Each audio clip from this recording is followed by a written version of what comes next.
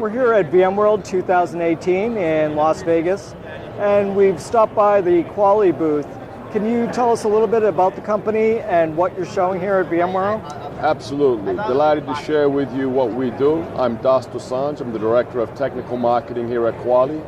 Quali has been in business for almost a decade, and what we do is build environments as a service. So that could be your data center infrastructure, whether it's IT, the application team, and we build cloud infrastructures, public, private, and hybrid. So if you want to validate that your application, your data, your content, your infrastructure, and your security policies are going to perform within your IT environment, on-premise, or in the cloud, Quali brings those environments to life.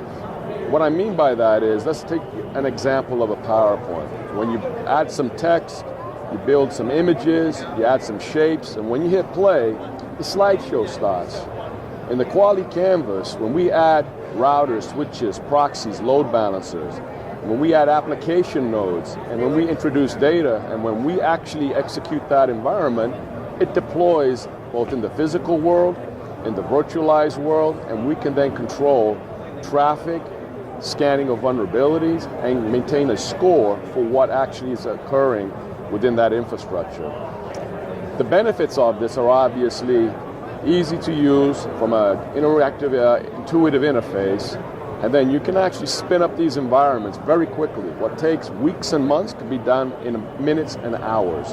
So the benefit is to organizations that are looking to introduce new applications, validate that they meet security requirements, and they perform.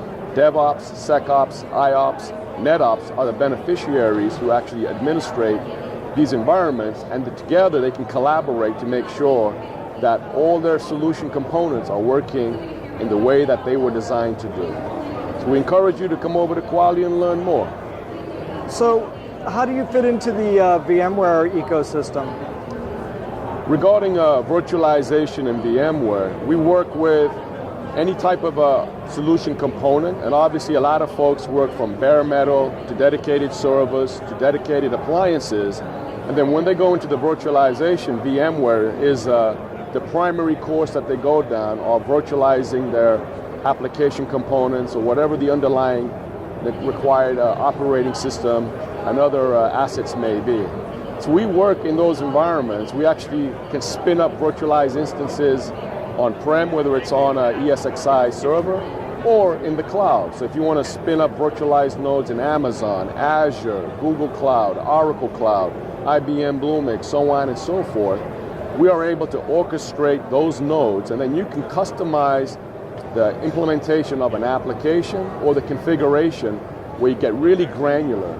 So we help you quickly orchestrate and model those components, whereby now you can instantiate them in any environment. So with VMware, we obviously have a very close collaboration on how you would instantiate those assets, and then we can deploy them into any cloud or any on-premise environment. Would it be possible for us to get a demo of the product?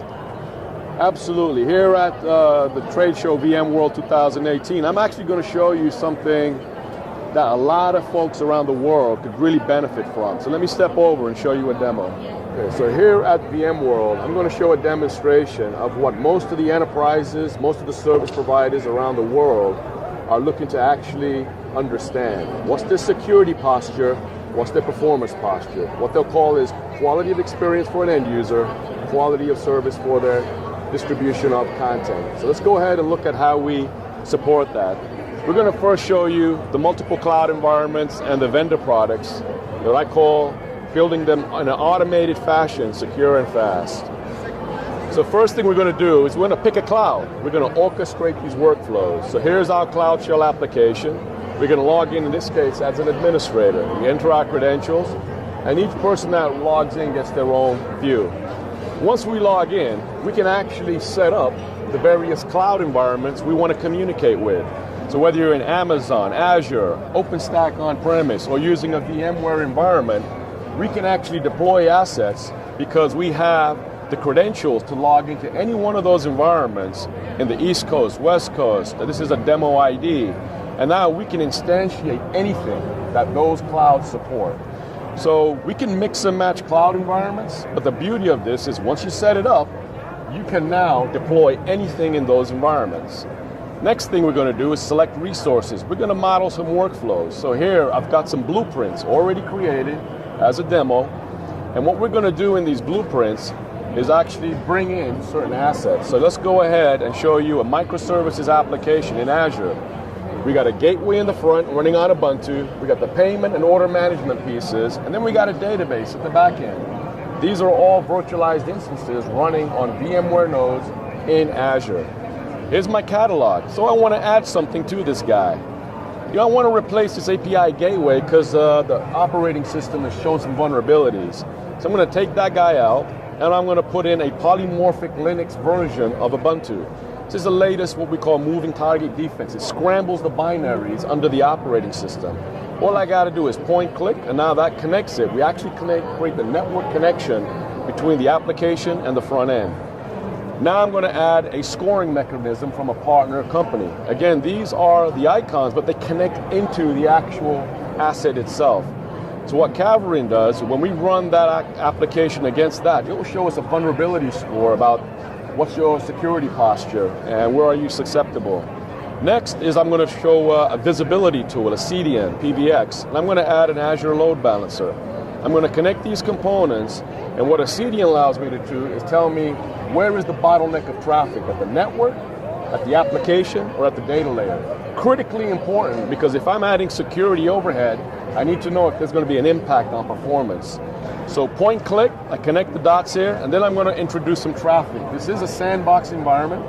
It's an environment where it's pre-production. So here we're going to bring in a software as a service, Blaze meter, which is going to introduce a large volume of traffic. I connect it to the load balancer, and now my blueprint is done. That's it, simple, drag, drop, connect.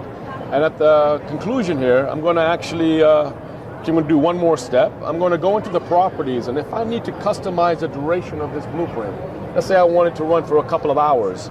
If I want to introduce some teardown and setup scripts, so I don't have to have it running all day long, I can set the duration and it can automatically start and automatically stop. So that way it saves a lot of costs when you're deploying in cloud environments. I go ahead and hit reserve, and now we're going to validate that the security and performance is actually working.